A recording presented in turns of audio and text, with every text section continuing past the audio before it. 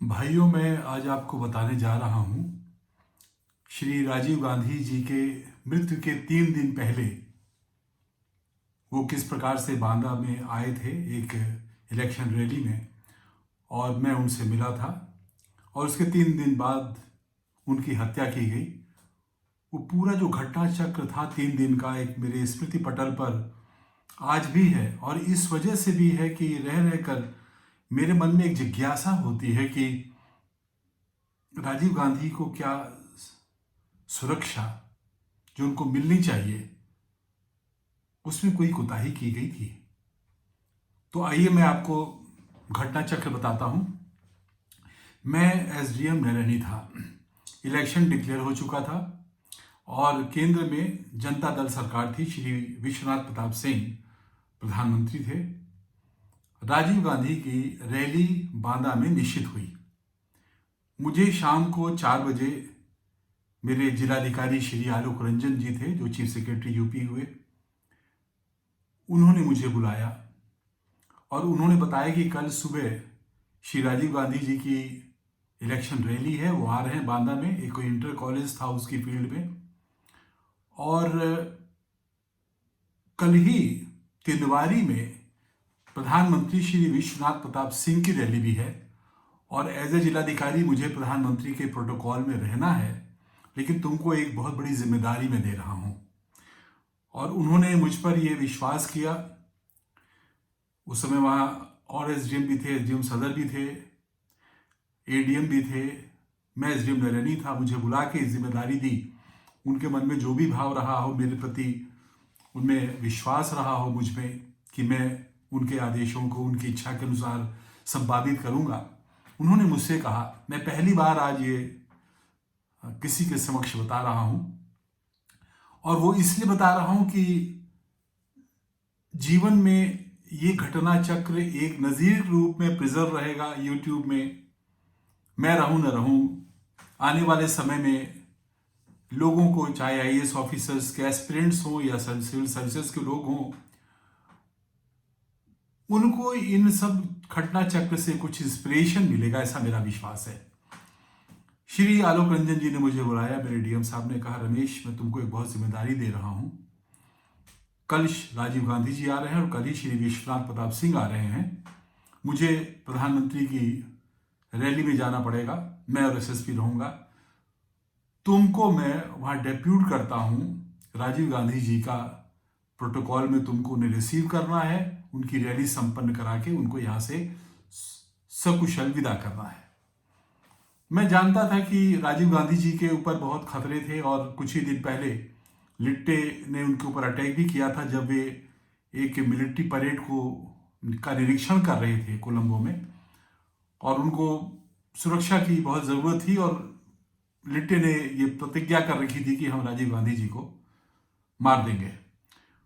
और उसके अतिरिक्त उनकी माता श्री इंदिरा गांधी जी ने जो ऑपरेशन ब्लू स्टार ऑपरेशन किया था अमृतसर में, उसके कारण भी उनके ऊपर जान की उनके ऊपर खतरा था। मैंने यही समझा कि प्रधानमंत्री का प्रोग्राम है, प्रोटोकॉल में है, लेकिन राजीव गांधी की सुरक्षा का बहुत बड़ा एक चैलेंज है। और जनपद में यदि आते हैं, कुछ उनके ऊपर ऐसा कोई घटना घटित होती है तो जिले की बहुत बदनामी होगी, जिलाधिकारी इसके लिए बहुत जिम्मेदार होंगे। इस वजह से उन्होंने मुझे ये जिम्मेदारी दी है और मैं उस जिम्मेदारी का भरपूर निर्वहन करूंगा। सुबह सुबह मैं तैयार होके, गर्मी का समय था, मैं स्थल पे पहुंचा जहां पे हेलीकॉप्टर आना था। हेलीकॉप्टर आया, मैं था और कुछ 2-4 और लोग थे कोई, क्योंकि प्रधानमंत्री के प्रोग्राम में सारे लोग चले गए थे। पुलिस भी बहुत ज़्यादा नहीं थी।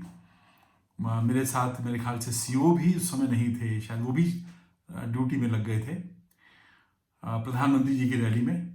मैं ही था और मेरे साथ एक चपरासी था और 1-2 वहाँ का सब इंस्पेक्टर या कोई दरोगा थे। हेलीकॉप्टर आया, मैं उतर के, मेरे पीछे चपरासी था पट्टा लगा के। चूंकि मुझे, अच्छा एक और चीज़ मुझे मैं बताना भूल गया, मुझे डीएम साहब ने, आलोक रंजन साहब ने ये भी कहा था कि तुम ये प्रतीत मत होने देना कि तुम जिलाधिकारी नहीं हो, उनको ऐसा लगे ना, तुम अपने को एज ए कलेक्टर शो करना।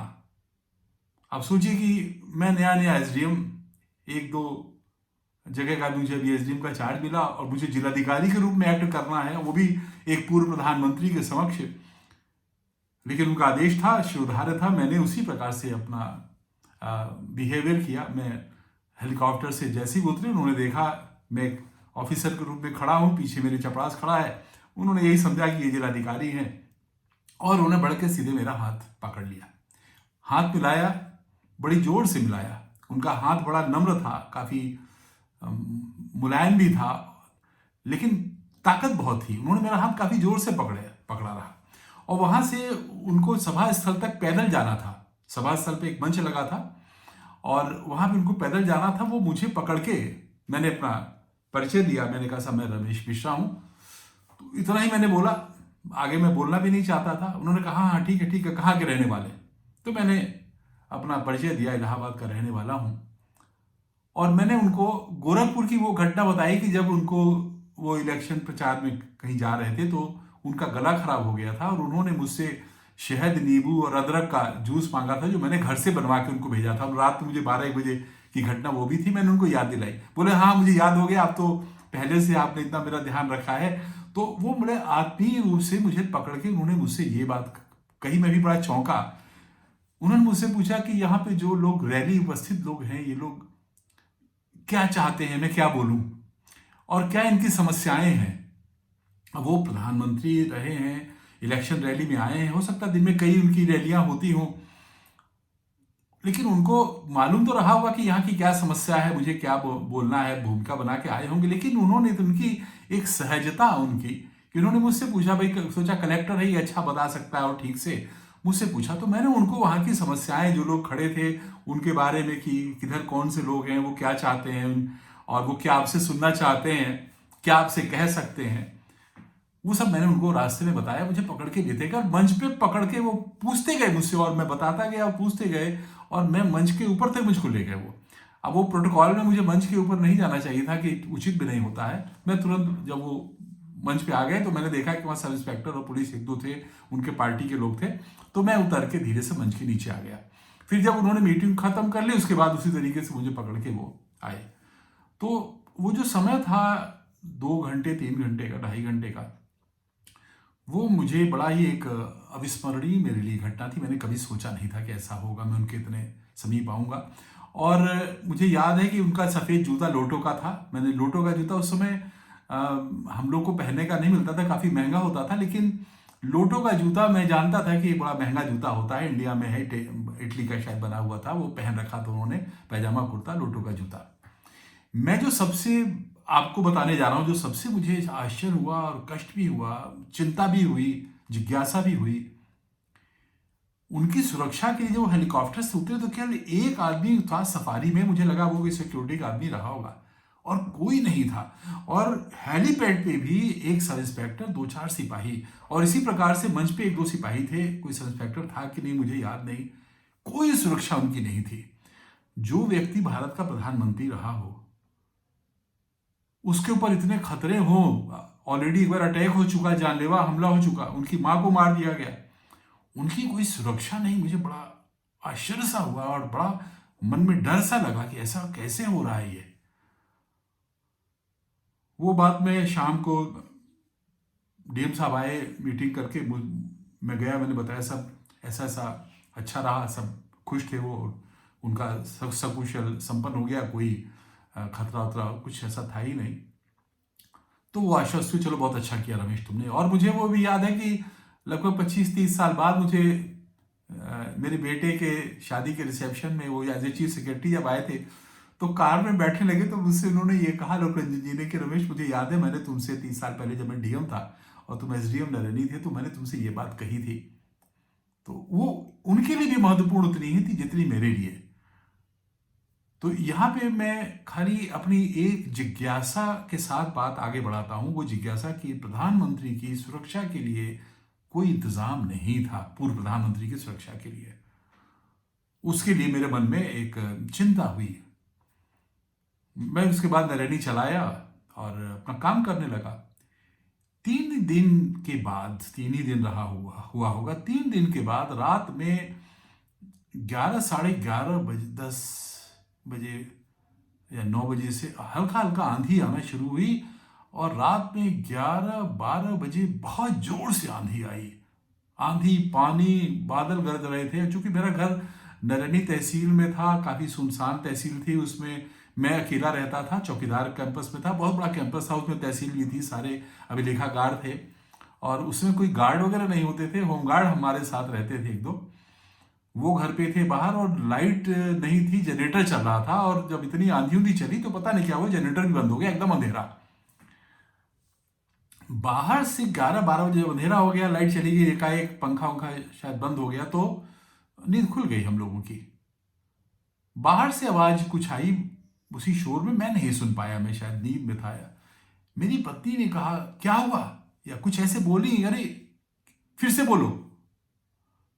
तो बाहर से जब बोली फिर से बोलो, मैंने कहा कोई रात का घटना है, कोई बात हो गई, कोई आ गया, क्या हुआ। तो मैंने सचेत हुआ, मैंने सुना तो बाहर से जो हमारा चपरासी था वो बोल रहा था, साहब कि राजीव गांधी की हत्या हो गई है, अलर्ट रहने का वायरलेस संदेश आया है और आपको मोबाइल होना है रात में।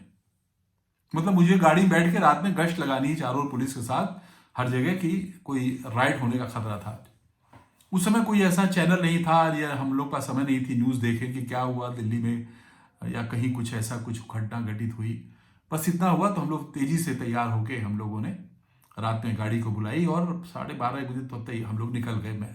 हम और पुलिस वाले जो भी थे, हम लोग अपना घूमने लगे रात में। फिर सुबह 4-5 बजे हम लोग आके चाय पी के अपना तैयार हुए ऑफिस के लिए। ये जो बताया उसने कि राजीव गांधी की हत्या हो गई, वो इतना बड़ा शॉकिंग वो मेरे लिए वो था, अनुभव था।